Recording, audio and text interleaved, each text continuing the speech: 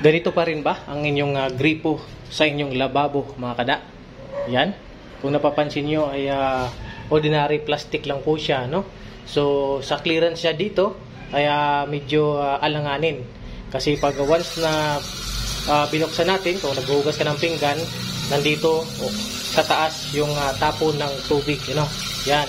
So para masolusyonan yan, ay kailangan mong i-extend ang inyong pipeline, ano? O maglagay ka ng nipple para nandito banda ang inyong gripo. So kung yan ang ating problema, mga kada, may i-share ko sa inyong kunting idea. Pwede nyo gayahin para maging maayos at komportable tayo sa ating paggamit sa ating lababo. So here we go.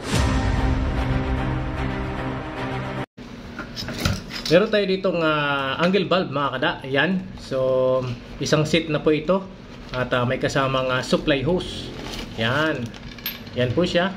Then ito po ay isang angle bulb. Yan. So ito po ay ginagamit talaga, mga kada, sa ating pagsusupply sa ating mga inidoro, ano? Papunta sa ating tangki, sa ating ginagamit na pambuhos sa CR. At ginagamit din ito sa magkokontrol sa ating mga gripo din sa ilalim ng lababo. So ito ay hindi talaga siya gripo o ginagamit natin sa araw-araw, ano? So ito po isang pang-control lang. Kung in case na nasira yung gripo natin, ating mga fittings, dito po tayo nagsasara para ating makumpuni. Pero sa ngayong vlog, mga kada, ay ito ang ating gawing gripo, di ba? Kakaiba. So pakita ko sa inyo, mga kada, at akalain nyo ba na pwede rin itong alternatibo at maganda sa paningin din at social din naman tingnan kung ito ay mismo gamitin nating gripo sa ating lababo. So kabit na natin, mga kada.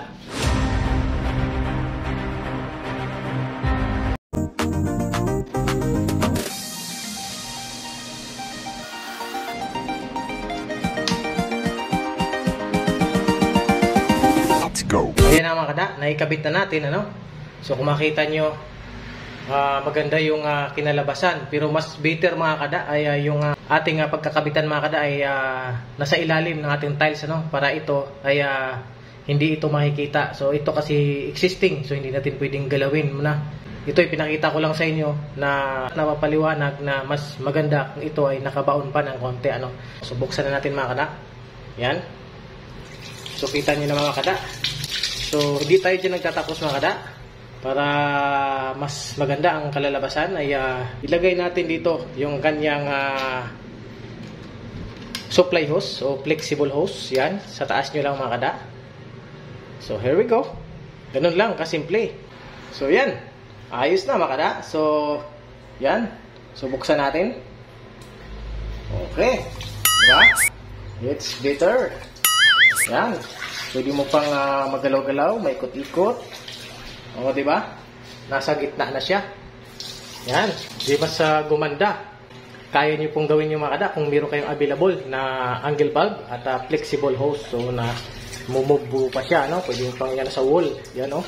Kahit itaas mo pa. Pwede pa, di ba? Di ba? So, marami kang magagawa, ano? So, pwede po yung gawing gripo.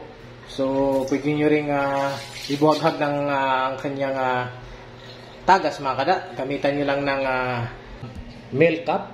Yan. So butasan nyo lang po dito, mga kada. Yan. Para mas maganda. So ikabit nyo lang dito sa kanyang taas.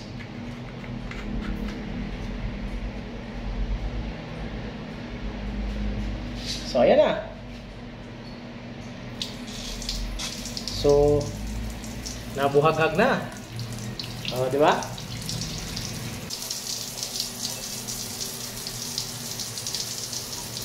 So, sana may nakuha kayong idea, mga kada, ano?